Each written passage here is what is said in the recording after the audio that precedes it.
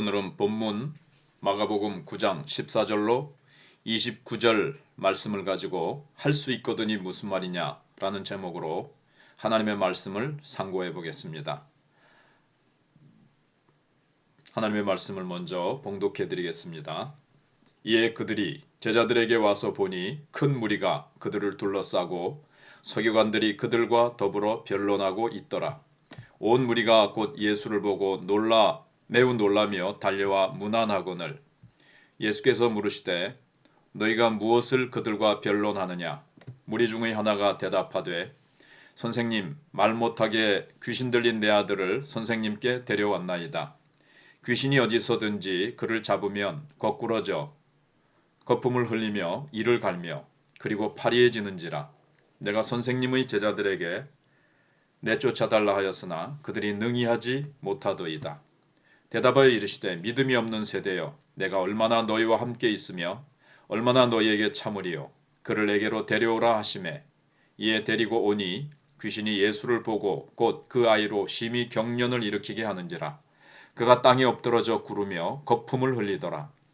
예수께서 그 아버지에게 물으시되 언제부터 이렇게 되었느냐 하시니 이르되 어릴 때부터니이다.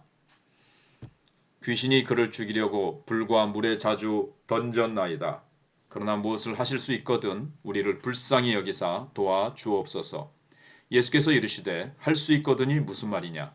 믿는 자에게는 능히 하지 못할 일이 없느니라 하시니 곧 그 아이의 아버지가 소리를 질러 이르되 내가 믿나이다. 나의 믿음 없는 것을 도와주소서 하더라.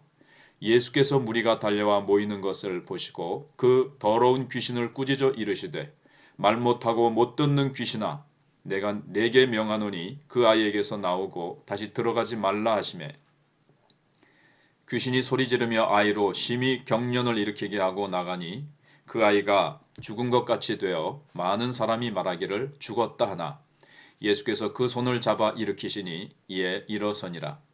집에 들어가심에 제자들이 조용히 묻자오되 우리는 어찌하여 능히 그 귀신을 쫓아내지 못하였나이까. 이르시되 기도 외에 다른 것으로는 이런 종류가 나갈 수 없느니라 하시니라. 오늘 말씀의 주제는 절망도 아니고 오만도 아니고 오직 믿음만이 우리를 살릴 수 있다 하는 것입니다. 변화산은 머무는 산이 아닙니다.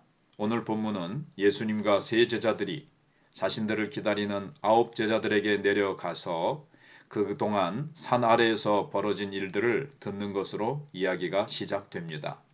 본문은 예수님께서 내려오신 세상, 우리가 살고 있는 이 세상이 어떤 곳이라는 것을 보여줍니다. 왜 예수님께서 변화산에서 내려오셔서 갈보리 산으로 올라가야 하셨는지를 말해주고 있습니다. 또 그런 세상에서 예수님의 제자가 된다는 것은 어떤 의미인지도 가르쳐주고 있습니다. 먼저 산 아래 세상입니다. 산 위에 하늘아버지의 입에서는 기쁨의 탄성이 나온 반면에 내 사랑하는 아들이여 내 기뻐하는 자로다. 이런 탄성이 나왔었죠. 산 아래 귀신 들린 아이의 아버지 입에서는 탄식이 흘러나오고 있습니다. 산 위의 아버지는 아들의 말을 들으라고 할 수 있었지만 산 아래의 아버지는 말을 할 수도 들을 수도 없는 아들을 가지고 있었습니다. 한마디로 산 위에서는 하늘의 영광, 신뢰, 경배가 있었다면 산 아래는 고통, 탄식, 불신만이 가득했습니다. 이것이 바로 구원받기 전과 영광스러운 구원을 경험한 후의 우리의 모습입니다. 사탄의 지배하에 살던 삶과 하나님의 아들 예수님의 다스림 아래 사는 두 모습입니다. 바로 이런 저주에서 우리를 구원하시기 위해서 예수님은 변화산을 내려와 갈보리 산으로 올라가셔야 했던 것입니다. 두 번째로는 믿음 있는 아비에 대해서 생각을 해보겠습니다. 제자들의 실패에 의심이 스며든 이 깃든 아버지는 예수님께 하실 수 있거든 우리를 불쌍히 여기사 도와주소서 이렇게 부탁합니다. 예수님 그 마음에 있는 신앙과 불신앙을 간파하시고는 할 수 있거든이 무슨 말이냐. 믿는 자에게는 능히 하지 못할 일이 없느니라고 하십니다. 그러자 아비는 제가 믿나이다. 나의 믿음 없음을 도와주소서 라는 모순적이지만 우리의 상태를 실제적으로 드러내는 고백을 합니다. 믿나이다 해놓고 믿음 없음을 도와달라니까 모순이죠. 자신의 의심 섞인 믿음, 온전치 못한 믿음, 절망적인 상황 앞에서 위축된 믿음의 현주소를 솔직하게 토로하면서 부디 겨자씨만한 한 믿음으로 태산만한 불신앙을 몰아내달라고 요청을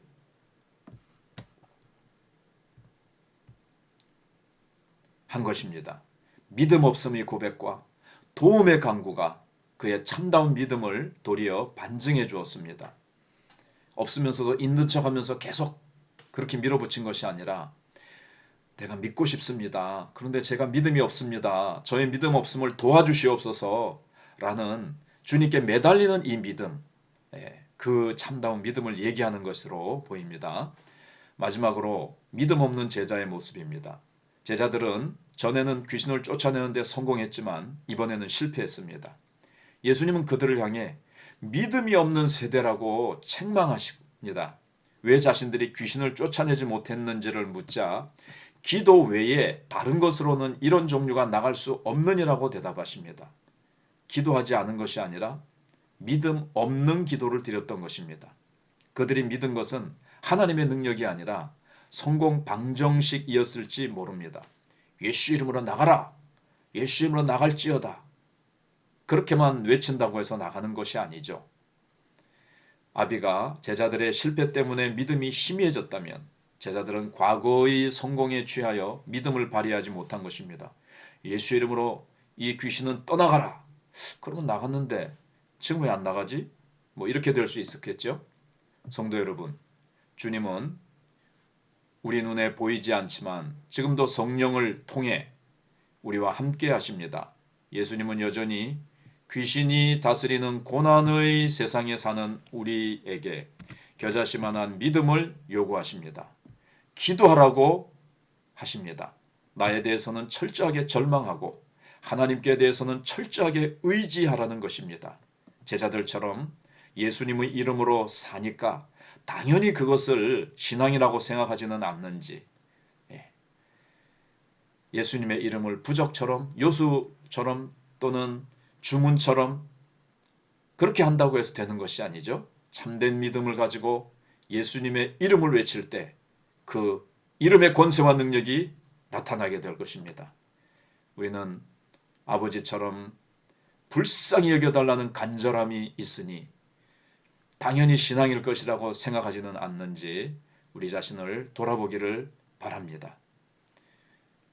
우리 자신의 믿음 없음, 불쌍히 여겨달라고 하나님 앞에서 정말 구하고 우리는 참된 믿음을 가지고 담대하게 외치고 증거하고 그 이름 권세를 가지고 안진뱅이를 일으키며 수많은 하나님의 영광과 역사를 드러냈던 초대교회 성도들처럼 성경 속의 인물들처럼 그렇게 살아가실 수 있기를 주님의 이름으로 축복합니다.